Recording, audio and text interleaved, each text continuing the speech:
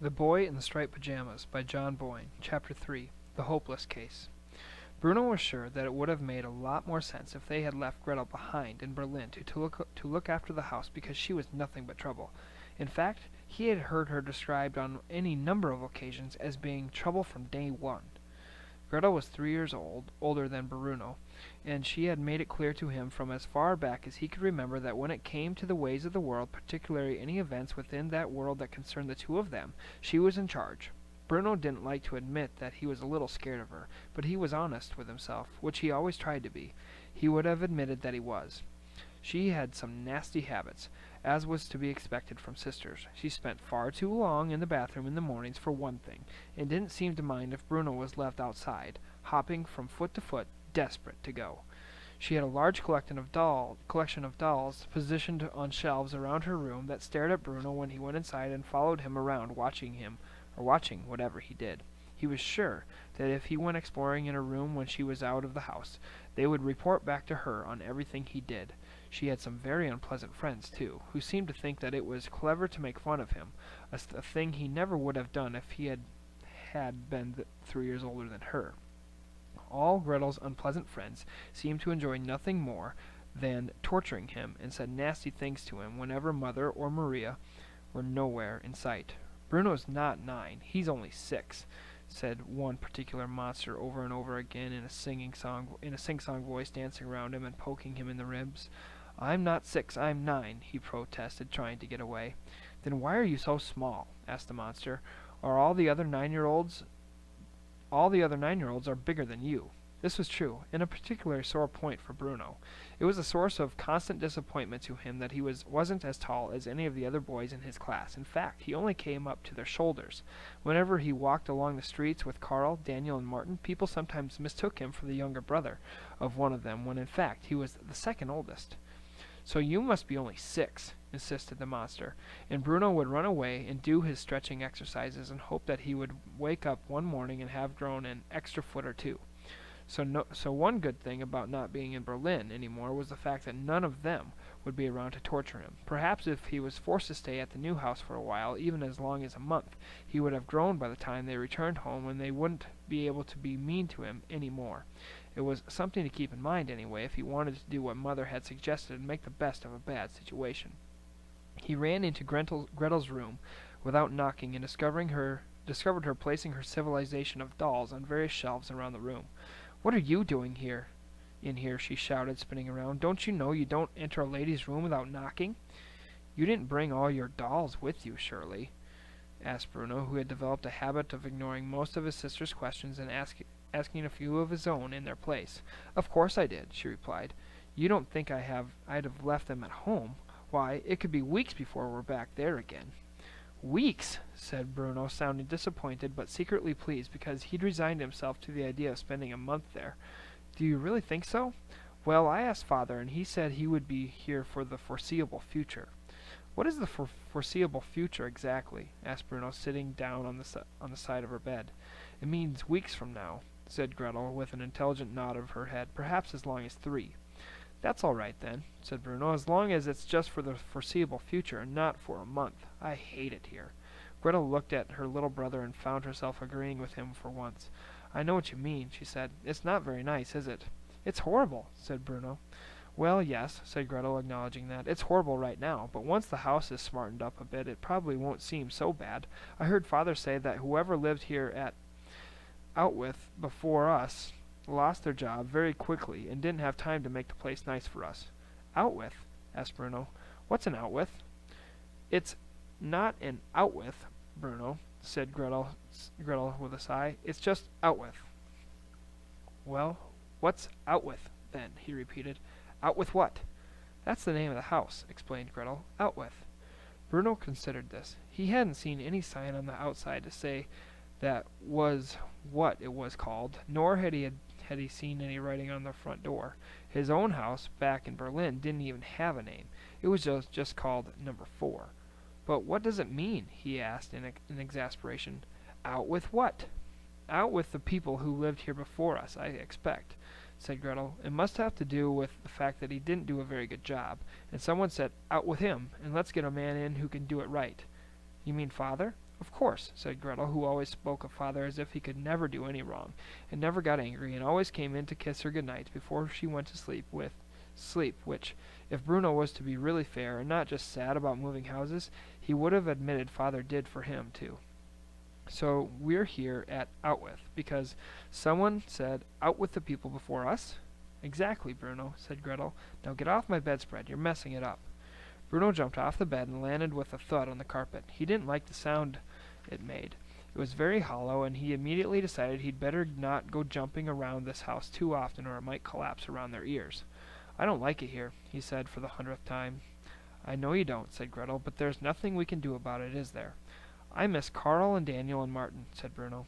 And I miss Hilda and Isabel and Lois, said Gretel, and Bruno tried to remember which of those three girls was the monster. I don't think the other children look at all friendly, said Bruno, and Gretel immediately stopped putting one of her more terrifying dolls on a shelf and turned around to stare at him. What did you just say? She asked. I said, I don't think the other children look at all friendly, he repeated. The other children, said Gretel, sounding confused. What other children? I haven't seen any other children. Bruno looked around the room. There was a window here, but Gretel's room was on the opposite side of the hall, facing his, and so looked in a totally different direction. Trying not to appear too obvious, he strolled cautiously towards it. He placed his hands in the pockets of his short trousers and attempted to whistle, a song he knew while not looking at his sister at all. Bruno, asked Gretel, what on earth are you doing? Have you gone mad? He continued to stroll and whistle, and he continued not to look until he reached the window, which, by a stroke of luck, was also low enough for him to be able to see out of. He looked outside and saw the car they had arrived in, as well as 3 or 4 others belonging to the soldiers who worked for father, some of whom were standing around smoking cigarettes and laughing about something while looking nervously up at the house. Beyond that was the driveway, and further along a forest which seemed ripe for exploration. Bruno, will you please explain to me what you meant by the last remark? Asked Gretel. There's a forest over there, said Bruno, ignoring her. Bruno! Snapped Gretel, marching towards him so quickly that he jumped back from the window and backed up against the wall. What? He asked, pretending not to know what she was talking about. The other children, Gretel said. You said they don't look at all friendly. Well, they don't, said Bruno, not wishing to judge them before he met them, but going by appearances, which Mother had told him time and time again not to do. But what other children? Asked Gretel. Where are they? Bruno smiled and walked towards the door, indicating that Gretel should follow him. She gave out a deep sigh as she did so, stopping to put the doll on the bed, but then changing her mind and picking it up and holding it close to her chest as she went into her brother's room, where she was nearly knocked over by Maria, storming out of it holding something that closely resembled a dead mouse. They're out there, said Bruno, who had walked over to his own window again and was looking out of it. He didn't turn back to check that Gretel was in the room, but he was too busy watching the children. For a few moments he forgot that she was even there. Gretel was still a few feet away, and desperately wanted to look for herself, but something about the way he had said it, and something about the way he was watching, made her feel suddenly nervous. Bruno had never been able to trick her before about anything, and she was fairly sure that he wasn't tricking her now. But there was something about the way he stood there that made her feel as if she wasn't sure she wanted to see these children at all. She swallowed nervously and said a silent prayer that they would indeed be returning to Berlin in the foreseeable future, and not in a month, as Bruno had suggested. Well, he said, turning round now, and seeing his sister standing in the doorway, clutching the doll, her golden pigtails perfectly balanced on each shoulder, ripe for the pulling. Don't you want to see them? Of course I do, she replied, and walked hesitantly towards him. Step out of the way, then, she said, elbowing him aside. It was a bright, sunny day that first afternoon at Outwith, and the sun reappeared from behind a cloud, just as Gretel looked through the window. But after a moment her eyes adjusted and the sun disappeared again, and she saw exactly what Bruno had been talking about. Here ends Chapter 3. The Boy in the Striped Pajamas, by John Boyne. Chapter 4. What they saw through the window. To begin with, they weren't children at all. Not all of them, at least. There were small boys and big boys, fathers and grandfathers, perhaps a few uncles, too, and some of those people who live on their own on everybody's road, but don't seem to have any relatives at all. They were everyone. Who are they? Asked Gretel, as open-mouthed as her brother often was these days. What sort of place is this? I'm not sure, said Bruno, sticking as close to the truth as possible, but it's not as nice as home. I do know that much. And where are all the girls? She asked. And the mothers, and the grandmothers? Perhaps they live in a different part, suggested Bruno. Gretel agreed. She didn't want to go on staring, but it was very difficult to turn her eyes away. So far, all she had seen was the forest facing her own window, which looked a little dark, but a good place for picnics if there was any sort of clearing further along it. But from this side of the house, the view was very different. It started off nicely enough. There was a garden directly beneath Bruno's window, quite a large one, too, and full of flowers, which grew in neat, orderly sections in soil that looked as if it was tended very carefully by someone who knew that growing flowers in a place like this was something good that they could do, like putting a tiny candle of light in the corner of a huge castle on a misty moor on a dark winter's night. Past the flowers there was a very pleasant pavement, with a wooden bench on it, where Gretel could imagine sitting in the sunshine and reading a book. There was a plaque attached to the top of the bench, but she couldn't read the inscription from this distance. The seat was turned to face the house, which usually would be a strange thing to do, but on this occasion she could understand why. About 20 feet further along the garden and the flowers and the bench with the plaque on it, everything changed. There was a huge wire fence that ran along the length of the house and turned in at the top, extending further along in either direction, further than she could possibly see. The fence was very high, higher even than the house they were standing in, and there were huge wooden posts, like telegraph poles, dotted along it, holding it up, and at the top of the fence enormous bales of barbed wire were tangled in spirals, and Gretel felt an unexpected pain inside her as she looked at the sharp spikes sticking out all the way around it. There wasn't any grass after the fence. In fact, there was no greenery anywhere to be seen in the distance. Instead, the ground was made of sand-like substance, and as far as she could make out, there was nothing but low huts and large square buildings dotted around, and one or two smokestacks in the distance. She opened her mouth to say something, but when she did, she realized she couldn't find any words to express her surprise, and so she did the only sensible thing she could think of, and closed it again.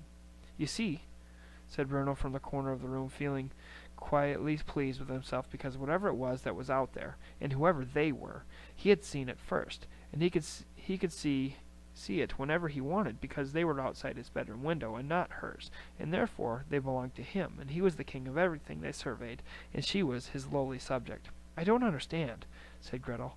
"Who would build such a nasty-looking place?" "It is a nasty-looking place, isn't it?" agreed Bruno. "I think those huts have only one floor, too. Look how low they are."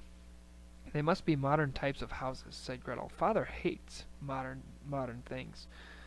"Then he won't like them very much," said Bruno. "No," replied Gretel. She stood still for a long time staring at them. She was 12 years old and was considered to be one of the brightest girls in her class, so she squeezed her lips together and narrowed her eyes and forced her brain to understand what she was looking at. Finally she could think of only one explanation. "This must be the countryside," said Gretel, turning round to look at her brother triumphantly. "The countryside? Yes, it's the only explanation, don't you see? When we're at home in Berlin, we're in the city. That's why there are so many people and so many houses, and the schools are full, and you can't make your way through the center of town on a Saturday afternoon without getting pushed from pillar to post." "Yes," said Bruno, nodding his head, trying to keep up. "But we learned in geography class that in the countryside, where all the farmers are, and the animals, and they grow all the food, there are huge areas like this where people live and work and send all the food to feed us." She looked out of the window again at the huge area spread out before her and the distances that existed between each of the huts. "This must be it. It's the countryside. Perhaps this is our holiday home," she added hopefully. Bruno thought about it and shook his head. "I don't think so," he said with great conviction. "You're 9, countered Gretel. "How would you know? When you get to my age, you'll understand these things a lot better." "That might be so," said Bruno, who knew that he was the younger, but didn't agree that that made him less likely to be right. "But if this is the countryside, like you say it is, then where are all the animals you're talking about?" Gretel opened her mouth to answer him, but couldn't think of a suitable reply, so she looked out at the window again instead and peered around for them, but they were nowhere to be seen. "There should be cows and pigs and sheep and horses," said Bruno. "If it was a farm, I mean. Not to mention chickens and ducks." "And there aren't any," admitted Gretel quietly. "And if they grew food here, like you suggested," continued Bruno, enjoying himself enormously, "then I think the ground would have to look a lot better than that, don't you? I don't think you could grow anything in at all that dirt." Gretel looked at it again, and nodded because she was not so silly as to insist on being the right all the time, when it was clear the argument stood against her. Perhaps it's not a farm, then, she said. It's not, agreed Bruno. Which means this might not be the countryside, she continued. No, I don't think it is, he replied. Which also means that this probably isn't our holiday home after all, she concluded. I don't think so, said Bruno. He sat down on the bed and for a moment wished that Gretel would sit down beside him and put her arm around him and tell him that it was all going to be all right and that sooner or later they'd get to like it here and they'd never want to go back to Berlin. But she was still watching from the window, and this time she wasn't looking at the flowers or the pavement or the bench with the plaque on it or the tall fence or the wooden telegraph poles or the barbed wire bales or the hard ground beyond them or the huts or the small buildings or the smokestacks. Instead, she was looking at the people. Who are all those people? She asked in a quiet voice, almost as if she wasn't asking Bruno, but looking for an answer from someone else. And what are they all doing there? Bruno stood up, and for the first time they stood there together, shoulder to shoulder, and stared at what was happening not 50 feet away from their new home. Everywhere they looked they could see people, tall, short, old, young, all moving around. Some stood perfectly still in groups, their hands by their sides, trying to keep their heads up as a soldier marched in front of them, his mouth opening and closing quickly as if he were shouting something at them. Some were formed into a sort of a chain gang, and pushing wheelbarrows from one side of the camp to the other, appearing from a place out of sight, and taking their wheelbarrows further along behind a hut, where they disappeared again. A few stood near the huts in quiet groups, staring at the ground as if it was the sort of game where they didn't want to be spotted. Others were on crutches, and many had bandages around their heads. Some carried spades and were being led by groups of soldiers to a place where they could no longer be seen. Bruno and Gretel could see hundreds of people, but there were so many huts before them, and the camp spread out so much further than they could possibly see, that it looked as though there must be thousands out there. And all living so close to us, said Gretel, frowning. In Berlin, on our nice quiet street, we had only 6 houses, and now there are so many. Why would Father take a new job here in such a nasty place and with so many neighbors? It doesn't make any sense. Look over there, said Bruno, and Gretel followed the direction of the finger he was pointing and saw emerging from a hut in a distance a group of children huddled together and being shouted at by a group of soldiers. The more they were shouted at, the closer they huddled together. But then one of the soldiers lunged towards them, and they separated and seemed to do what he had wanted them to do all along, which was to stand in a single line. When they did, the soldiers all started to laugh and applaud them. It must be some sort of rehearsal, suggested Gretel, ignoring the fact that some of the children, even some of the older ones, even the ones as grown up as her, looked as if they were crying. I told you there were children here, said Bruno. Not the type of children I want to play with, said Gretel in a determined voice. They look filthy. Hilda and Isabel and Lois have a bath every morning, and so do I. Those children look like they've never had a bath in their lives. It does look very dirty over there, said Bruno, but maybe they don't have any baths. Don't be stupid, said Gretel, despite the fact that she had been told time and time again that she was not to call her brother stupid. What kind of people don't have baths? I don't know, said Bruno. People who don't have any hot water? Gretel watched for another few moments before shivering and turning away. I'm going back to my room to arrange my dolls, she said. The view is decidedly nicer from there. With that remark she walked away, returning across the hallway to her bedroom and closing the door behind her, but she didn't go back to arranging her dolls quite yet. Instead she sat down on her bed, and a lot of things went through her head. And one final thought came into her brother's head as he watched the hundreds of people in the distance going about their business, and that was the fact that all of them, the small boys, the big boys, the fathers, the grandfathers, the uncles, the people who lived on their own on everybody's road but didn't seem to have any relatives at all, were wearing the same clothes as each other, a pair of gray striped pajamas, with a gray striped cap on their heads. How extraordinary, he muttered, before turning away. Here ends Chapter 4.